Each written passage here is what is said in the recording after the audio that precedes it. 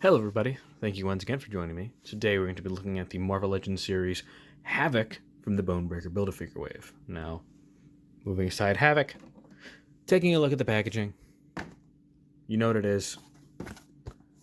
Nice artwork, again by David Nakayama on the back of Havok. I really like this art. I think it's good. It reminds me a lot of the 80s Outback X-Men team, from which this design is based on. Brief bio of Alex, which you can read if you want. Now, taking a look at Alex himself, this is the Sunfire body, so you know probably how this is going to work. Ain't much to talk about. It's a completely black-based body with one bit of paint on the chest, which is the Havok logo, which, to be fair, is the design. Like, that is what Havok looks like, so I can't begrudge it, but it's still not much. It's not much to look at. Where I think it really does shine, though, is, we'll get to the accessories in a minute because I was worried about that. I think the head sculpt. I think they really did well with the head sculpt here. It looks like Alex, like a drawing of Alex. It's got the huge head, like ridges. But at the end of the day, it is just a dude in a head sock with a weird looking mask. But these effect parts are very cool. Now, when we first saw them, I assumed it was connected with the Build-A-Figure pieces, the barrels. I assumed this was going to be some sort of like an oil spill, and it would be part of maybe the next HasLab, which is premiering tomorrow by the time... Well, actually, it's premiering today by the time this uploads. So, let me know how that went, because you're in the future. But I assume that's what it was going to be with. But no, it's part of Havok. And I love these. These are really good. Now, hang on. Let me take the big one off to just take a look at it real quick. I think this is great. You see all the bubbles, all the circles, the waves of energy, even like molded in. You can see these little bits of depth to add to it. It looks really good. I like this a lot, and it makes the figure pop, which is why I think they included it. Because if they included nothing, because he has no other hands, no other accessories, this is what you get. If they didn't include that, this would be like almost as bad as the speedball in the controller wave. But they didn't, and he comes with these pieces, which really add something to it. Now, let's take a look at the accessories themselves. Now, like I said, there ain't much to write home about, but I do want to bring in the accessories that he comes with to attach to his hands. And at first I thought these were the same, but take both of them, you put them side by side. They are different. They are different molds. I assume that they were mirrored, but they're not. And there that one goes. But taking a look at what we just looked at, this is the big one. It attaches to the peg in his back. You can attach it to anyone with the same port system here. Actually, one thing I do want to bring up is the holes which you attach his hands into. These holes I think are a little big because when you put them in, they have a tendency to just droop down like this, which is fine, but I would like to have these in a more higher position, maybe like this and this. So I don't know, to see about maybe attaching some like black tape around his wrists to give some more depth. But past them, stars of the show, 2 barrels. These are parts for Bonebreaker. These attach to the back of the vehicle, which... One second.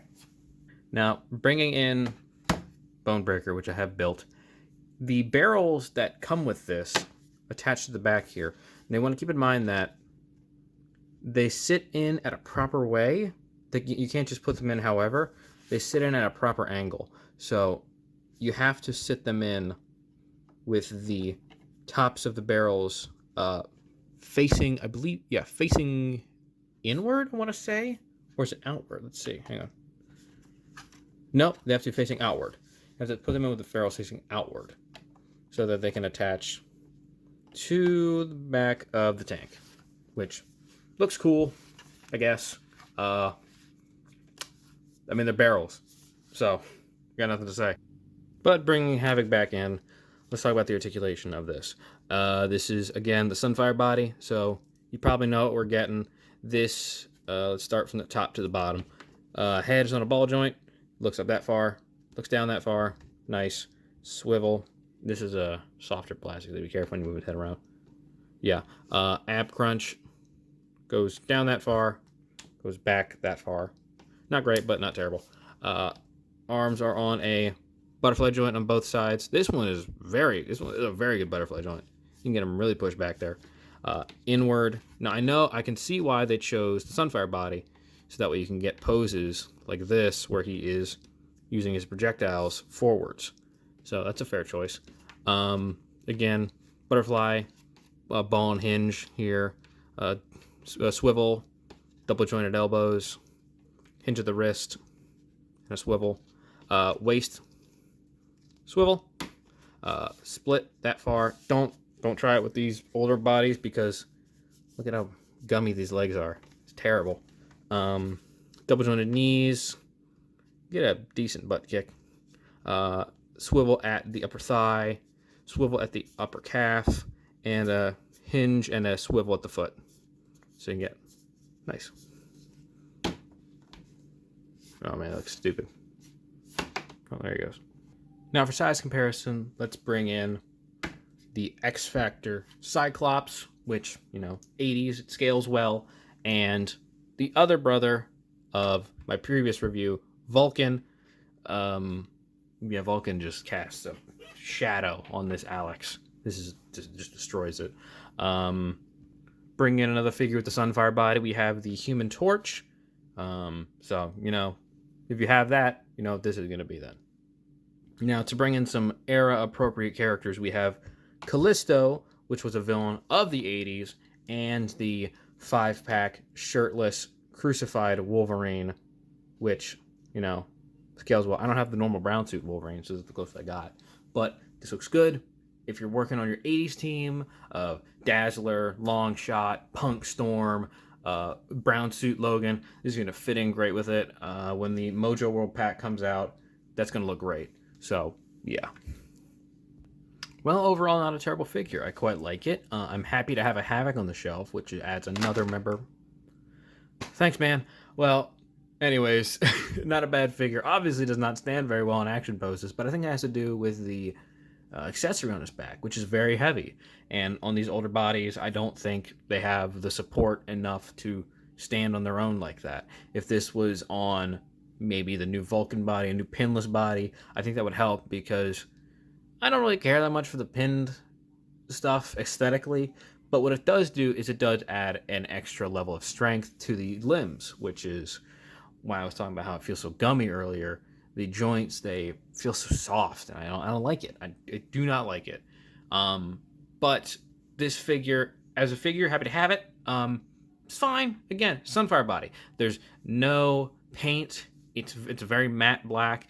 It looks not great, but I like the painted logo on the chest. I like the head sculpt.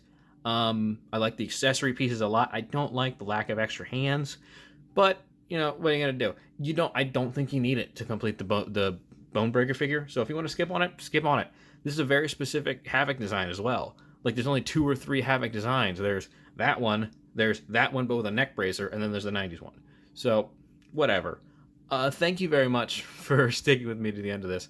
And if you want to, you can follow me at No I'm the Question on everything. And right now, I'm actually on Twitter going through all of Spider-Man, like from 1962 to now. So if you want to watch me lose my mind, have at it. Follow me there. And I will post pictures and other things on Instagram quite frequently. I just did pretty recently. So thank you very much, and have a good day.